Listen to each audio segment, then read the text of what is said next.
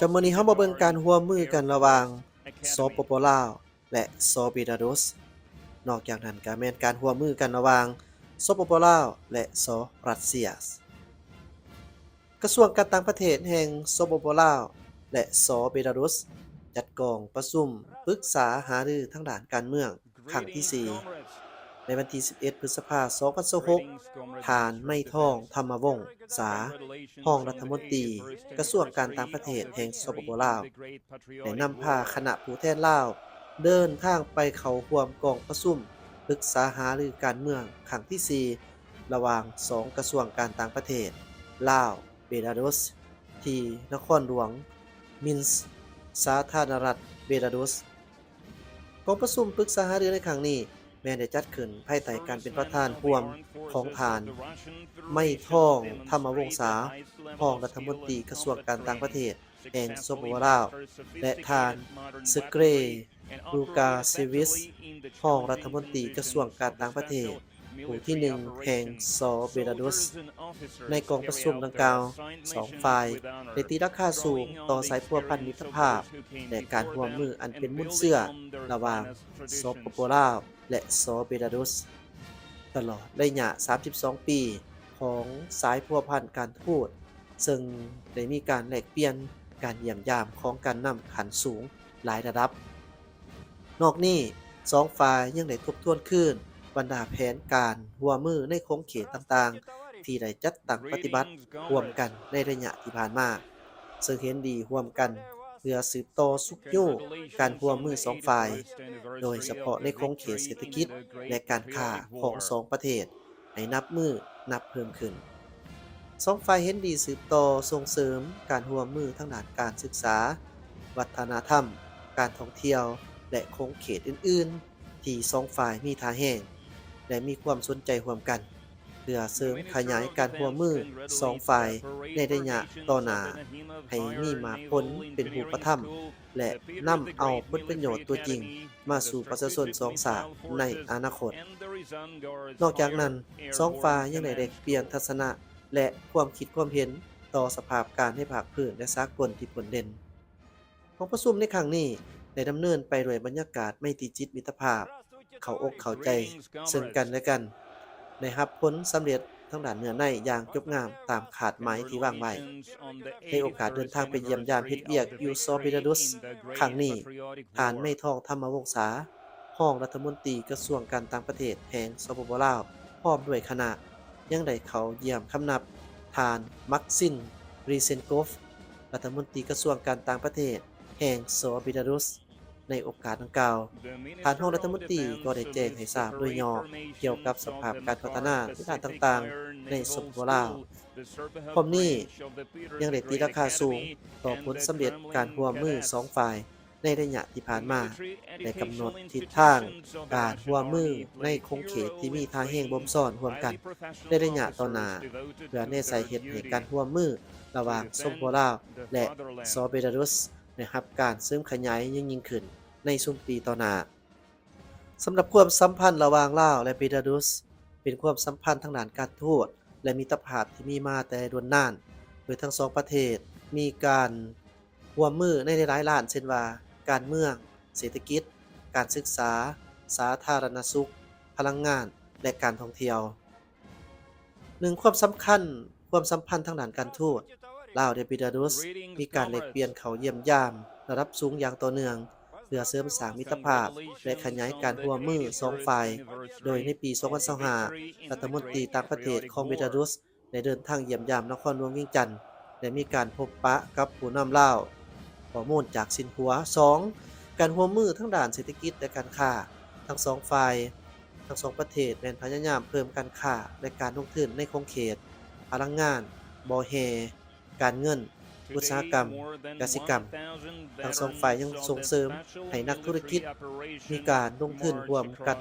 และสร้างการค้าที่เติบโตหลายขึ้น 3. ทางด้านการศึกษาและวัฒนธรรมเบลารุสมีการสนับสนุนทุนการศึกษาในการแลกเปลี่ยนนักศึกษากับลาวพร้อมทั้งร่วมมือทางด้านวิชาการและการฝึกอบรมบุคลากร พื่อพัฒนาทรัพยากรมนุษย์ Defense Minister 4. Andrei ขนาดการท่องเที่ยว Belosov has completed his review และ of การ the ยกเว้นวี troops ซ่า and ในปี proceeds to the 2025 ทั้งสอง central ประเทศ stand ได้ลงนามขอตกลง report to ย the กเว้น President วี of ซ่า the Russian สำหรับผู้ Federation, ถือพาสปอร์ต Supreme ธรรมดา Commander-in-Chief เพื่อให้ of the การ Armed เดินทาง Forces of และ the การท่อง Russian เที่ยวระหว่างสอง Federation, ประเทศ Vladimir สะดวก Putin. 5. ความร่วมมือในเวทีสากลลาวและเบลารุสมักสนับสนุนกันในเวทีสำคัญสากลเช่น United Nations หรือว่าองค์การสหประชาชาติและการร่วมมือหลายฝ่ายอื่นๆ โดยยึดหลักความเคารพอธิปไตยและการบ่แทรกแซงกิจการภายในสรุปปัจจัยสำคัญสำหรับความสัมพันธ์ลาวเบลารุสแม้นกำลังขยายตัวขึ้นโดยเน้นการพัฒนาเศรษฐกิจการศึกษาการลงทุนและการท่องเที่ยวพร้อมทั้งรักษาความเป็นมิตรภาพทางการเมืองที่ดีต่อกัน Commander-in-Chief of the เจ้าสำหรับการร่วมมือพัวพันระหว่างความสัมพันธ์ระหว่างลาวและรัสเซียนี่ถือว่าเป็นความสัมพันธ์ทางด้านการทูตที่ดีและต่อเนื่องมาอย่างยาวนานตั้งแต่ข้าวยุคสหภาพโซเวียตจนมาฮอดปัจจุบันโดยมีความร่วมมือหลายด้านเช่นว่าการศึกษาพลังงานเศรษฐกิจการทหารและวัฒนธรรมประวัติความสัมพันธ์ลาวและสหภาพโซเวียตเริ่มสถาปนาความสัมพันธ์ทางด้านการทูตตั้งแต่ปี 1960 หลังจากสหภาพโซเวียตล่มสลาย รัสเซียยังคงสานต่อความสัมพันธ์กับลาว รัสเซียถือว่าเป็นหนึ่งในประเทศมหาอำนาจที่สนับสนุนลาวทั้งด้านการพัฒนาและการฝึกอบรมบุคลากรมาอย่างยาวนาน ความร่วมมือสำคัญ 1. ทางด้านการศึกษา รัสเซียมอบทุนการศึกษาให้แก่นักเรียนลาวจำนวนหลายในทุกๆปี โดยเฉพาะแม่นสาขาวิศวกร การแพทย์ พลังงาน การทหาร วิทยาศาสตร์และเทคโนโลยี นักศึกษาลาวจำนวนหลายเคยศึกษาในเมืองต่างๆของรัสเซียเช่นมอสโกและเซนต์ปีเตอร์สเบิร์ก 2. ทางด้านการทหารและความมั่นคงลาวและรัสเซียมีความร่วมมือทางการทหารค่อนข้างใกล้ชิดเช่นว่าการฝึกอบรมทหาร การซ้อมรบควม การสนับสนุนอุปกรณ์ทางทหาร ความร่วมมือทางด้านการเก็บกู้ระเบิดที่ยังตกค้างยังบ่ทันแตกแต่ปางสมัยสงครามอยู่สปปลาว รัสเซียยังเคยส่งผู้เชี่ยวชาญได้มาที่ประเทศลาวเพื่อช่วยทางด้านมนุษยธรรม การแพทย์ในลาว 3. ทางด้านพลังงานและเศรษฐกิจทั้งสองประเทศมีการหารือเรื่องพลังงานไฟฟ้า เมืองแฮน้ำมันและก๊าซการค้าการลงทุนถึงแม้ว่าข้อมูลระหว่างกันยังบ่สูงเกี่ยวกับทางด้านการค้าถ้าหากว่าเมื่อเปรียบเทียบกับประเทศคู่ค้าใหญ่ของลาวแต่ว่ามีแนวโน้มที่จะขยายตัวอย่างต่อเนื่อง 4. ทางด้านวัฒนธรรมและการท่องเที่ยวจะมีการแลกเปลี่ยนคณะวัฒนธรรมการสอนภาษารัสเซียในลาวความร่วมมือทางด้านการท่องเที่ยวงานเฉลิมฉลองมิตรภาพระหว่างสองประเทศจุดเด่นของความสัมพันธ์ถือว่าเป็นความสัมพันธ์แบบมิตรประเทศดังเดิมมีความไว้เนื้อเชื่อใจทางการเมืองในระดับสูงรัสเซียสนับสนุนลาวในเวทีระหว่างประเทศหลายครั้งลาวให้ความสำคัญกับการรักษาสมดุลความสัมพันธ์กับหลายประเทศรวมถึงรัสเซียจีนเวียดนามและอาเซียนตัวอย่างความร่วมมือที่เห็นได้อย่างชัดเจนการเยี่ยมยามระดับผู้นำระหว่างกันการลงนามขอตกลงทางด้านการศึกษาและทางด้านการทหารการส่งนักศึกษาลาวไปศึกษาอยู่ที่ประเทศรัสเซียการร่วมมือทางด้านพลังงานการร่วมมือทางด้านพลังงานทางด้านบ่อแฮความสัมพันธ์ระหว่างลาวรัสเซียนับใกล้ชิดกันหลายขึ้นความสัมพันธ์ระหว่างลาวและรัสเซียในช่วงหลังถือว่ามีความใกล้ชิดกันหลายที่สุดโดยเฉพาะแม้ทางด้านเศรษฐกิจพลังงานและการศึกษาและความมั่นคง 1. ความร่วมมือทางด้านเศรษฐกิจทั้งสองประเทศแม่นพยายามเพิ่มมูลค่าการค้าและการลงทุนร่วมกันเช่นการลงทุนทางด้านพลังงานและเมืองและบ่อแฮความร่วมมือทางด้านพลังงานน้ำมันเชื้อไฟการพัฒนาโครงสร้างพื้นฐานการเชื่อมโยงธุรกิจระหว่างเอกชนลาวและรัสเซียได้เห็นประเทศลาวเป็นประตูสำคัญสู่อนุภาคพื้นอาเซียนในขณะที่ลาวก็ต้องการดึงการลงทุนและเทคโนโลยีจากรัสเซียเข้ามาให้หลายขึ้น 2. ความร่วมมือทางด้านพลังงานมีการหารือทางเรื่อง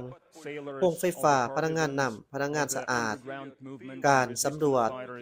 ทรัพยากรธรรมชาติเทคโนโลยีพลังงานสมัยใหม่บริษัทพลังงานจากรัสเซียสนใจโครงการพลังงานในลาวเพราะลาวมีศักยภาพทางด้านไฟฟ้าพลังงานน้ำสูง 3. ด้านการศึกษาและทุนเรียนต่อรัสเซียยังคงมอบทุนการศึกษาให้แก่นักศึกษาลาวในทุกๆปีทั้งระดับปริญญาตรีปริญญาโทและปริญญาเอกสาขายอดนิยมที่สุดได้แก่วิศวกรรมวิศวกรแพทยศาสตร์ IT การบินวิทยาศาสตร์มหาวิทยาลัยในมอสโกและเซนต์ปีเตอร์เบิร์กเป็นจุดหมายหลักของนักศึกษาลาว 4. ทางด้านการทหารและความมั่นคงลาวและรัสเซียยังคงมีการฝึกอบรมทหารร่วมกันการแลกเปลี่ยนบุคลากรทางทหารการสนับสนุนทางด้านยุทโธปกรณ์หรือว่าอาวุธความร่วมมือทางด้านการเก็บกู้ระเบิดความร่วมมือทางด้านนี้ถือว่าเป็นหนึ่งในเสาค้ำหลักความสำคัญของความสัมพันธ์ระหว่าง2ประเทศ 5. ความร่วมมือทางด้านการท่องเที่ยวหลังการเปิดประเทศการเดินทางระหว่างลาวและรัสเซียเริ่มกลับมาคึกคืนขึ้นตื่มอีก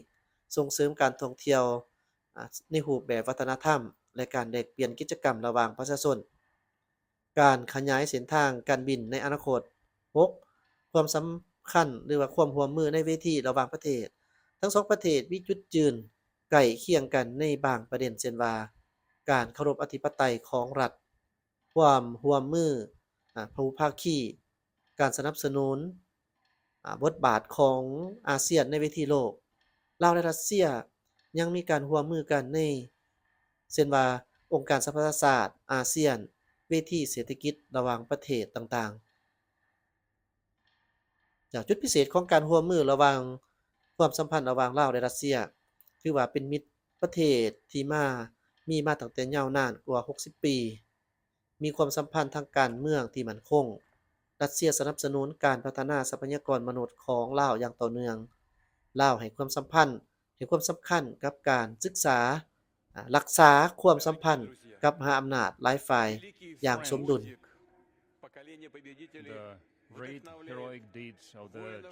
เจ้านี้ทั้งหมดถือว่าเป็นการรายงานข่าวการร่วมมือระหว่างลาวและเบลารุสลาวรัสเซียหวังว่าท่านผู้ชมคงจะถูกใจถ้าหากว่าถูกใจอย่าลืมกดไลค์กดแชร์กด Subscribe ให้2แอดมินด้วยนะเจ้าสบายดี